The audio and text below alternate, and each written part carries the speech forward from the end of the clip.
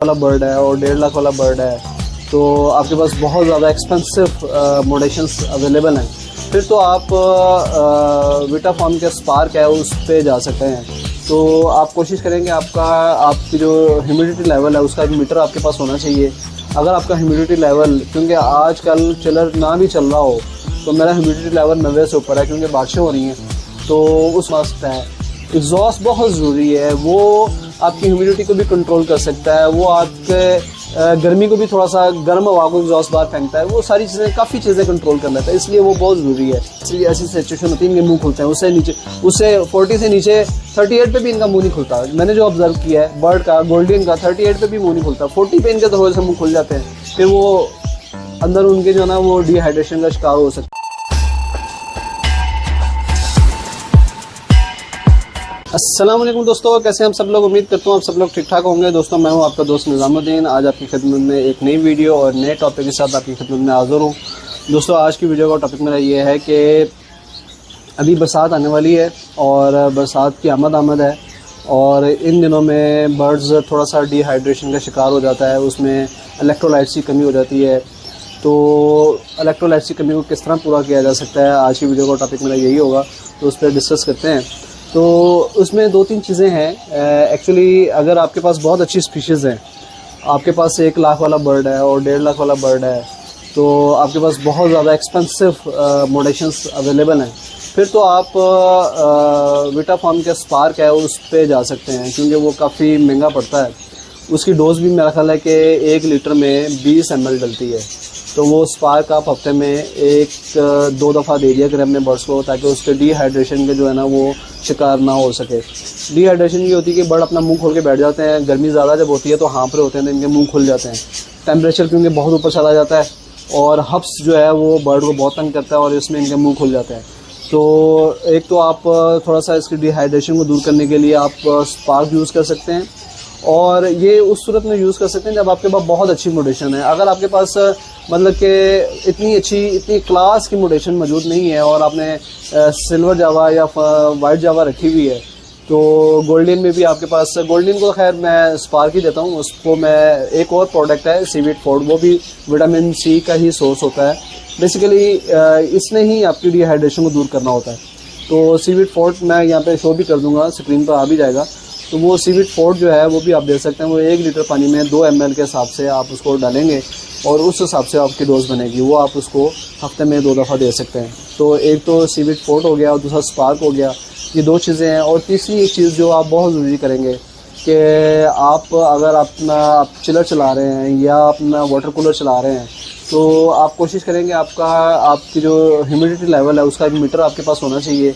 अगर आपका humidity level, क्योंकि आजकल चिलर ना भी चल रहा हो तो मेरा ह्यूमिडिटी लेवल 90 से ऊपर है क्योंकि बारिशें हो रही हैं, तो उसको कंट्रोल करने के लिए फिर मैं तो कुछ नहीं करता, मैं सिर्फ पानी बंद कर देता हूँ, और पानी बंद करने के साथ मैं सिंपल फ़ैन चला देता हूँ और मेरा एग्जॉस्ट चल रहा होता है। उससे ये होता है कि ह्यूमिडिटी जो है ना वो काफ़ी हद तक कम हो जाती है। जब एग्जॉस्ट चल रहा हो और फ़ैन चल रहा हो, फ़ैन बाहर से ताज़ा हवा खींचा है, समटाइम ये होता है कि बाहर बारिश होती है, फ़ैन भी बंद कर देता हूँ, क्योंकि बारिश की वजह से वो नमी खींच रहा होता है अंदर।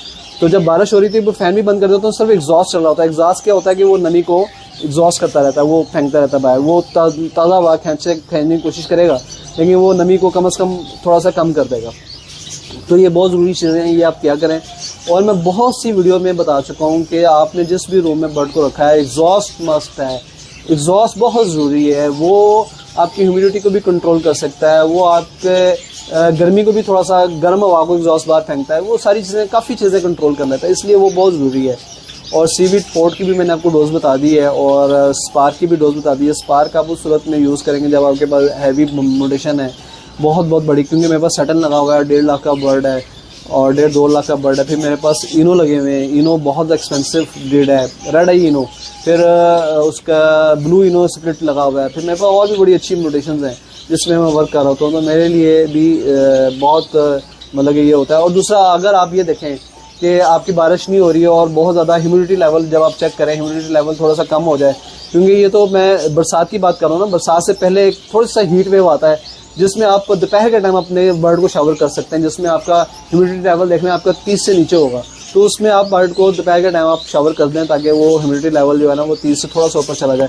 तो बर्ड की अब मुंह खुले वो भी थोड़े से बंद हो जाते हैं। सम टाइम होता है कि जब मैं बर्ड अपने शेड में आता हूँ दोपहर के टाइम छुट्टी वाले दिन, तो बर्ड जो है ना वो हाँफ रहा होता है, हीट बहुत ज़्यादा होती है, टेम्परेचर जो है ना वो तकरीबन 40 प्लस हो चुका होता है। और जब 40 प्लस होता है तभी ऐसी सिचुएशन होती है, इनके मुंह खुलते हैं। उससे 40 से नीचे 38 पे भी इनका मुंह नहीं खुलता। मैंने जो ऑब्जर्व किया है बर्ड का, गोल्डन का 38 पे भी मुंह नहीं खुलता, 40 पे इनके थोड़े से मुंह खुल जाते हैं।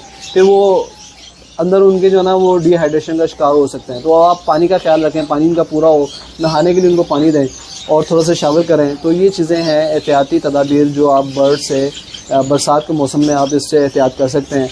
और बरसात के मौसम में एक चीज़ जो एहतियाती तदाबीर बहुत ज़रूरी होती है, वो दाना जो है ना वो डेली फ्रेश किया करें। उसकी वजह है कि हम अगर दाने को 3-4 दिन रखेंगे उसमें नमी पैदा हो जाएगी, नमी की वजह से फंगल लग जाएगा और फंगल की वजह से दाना जब बर्ड खाएगा तो वो बीमारी का शिकार होगा। तो लिहाजा आपने सफाई सुथराई जो है वो बरसात के मौसम में बहुत ज़रूरी है, बहुत मस्ट है। आप अपने नीचे क्लीन किया करें, फर्श को साफ़ किया करें।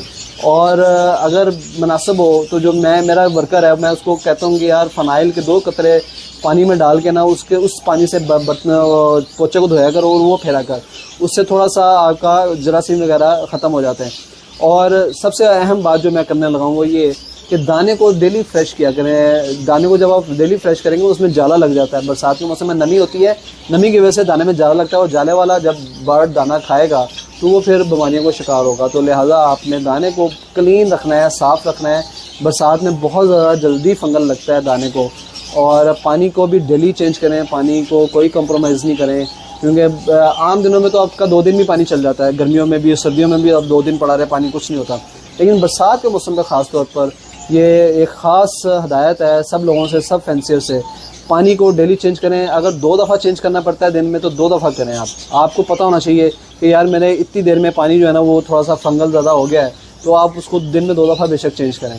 अगर 1 दफ़ा चेंज करने से आपका मसला हल होता है तो डजन मैटर, कोई इशू नहीं है। लेकिन दाना भी आपने डेली फ्रेश करना है, ये नहीं करना कि ऐसा दाना रख दे और उसको पड़ा रहे। आप 3 दिन में 4 दिन में देखेंगे बरसात के मौसम में नमी ज़्यादा होती है तो दाने में फंगल लगा होता है, तो फंगल वाला दाना जब बर्ड खाएगा तो वो बर्ड बीमारी होगा। तो इसलिए लिहाजा इस चीज़ का ख्याल रखें। फिर उसकी डिहाइड्रेशन दूर करने के लिए मैंने आपको बताया कि स्पार्क या सीवीड फोर्ड वगैरह यूज़ करें, जिससे वो उसका थोड़ा सा इलेक्ट्रोलाइट्स की कमी हो जाती है वो पूरी हो जाए। तो बरसात की ये एहतियाती तदाबीर हैं। इस आज की वीडियो का टॉपिक मेरा यही था कि बरसात की जो एहतियाती तदाबीर मैंने आपको बयान कर दी हैं। तो इसके अलावा अगर कोई आपके जहन में सवाल है तो आप कमेंट सेक्शन में लिखें, मैं आपका ज़रूर जवाब दूंगा। मैं हाज़िर हूँ आपको जवाब देने के लिए, तो मैं ज़रूर जवाब दूंगा। तो लिहाजा आज की वीडियो का टॉपिक यही है, इसको यहीं पे ख़त्म करते हैं। नेक्स्ट वीडियो में नेक्स्ट टॉपिक से आपकी खिदमत में हाज़िर हूँगा। जाते जाते तमाम दोस्तों से रिक्वेस्ट करूँगा मेरे चैनल को सब्सक्राइब करें और मेरे इंस्टाग्राम, फेसबुक और टिकटॉक को भी लाइक करें। उसका लिंक मैंने अपनी डिस्क्रिप्शन में दे दिया हुआ है। आज इजाज़त दीजिए, नेक्स्ट वीडियो में नेक्स्ट टॉपिक से आपकी खिदमत में हाज़िर हूँगा। बहुत शुक्रिया, थैंक यू वेरी मच।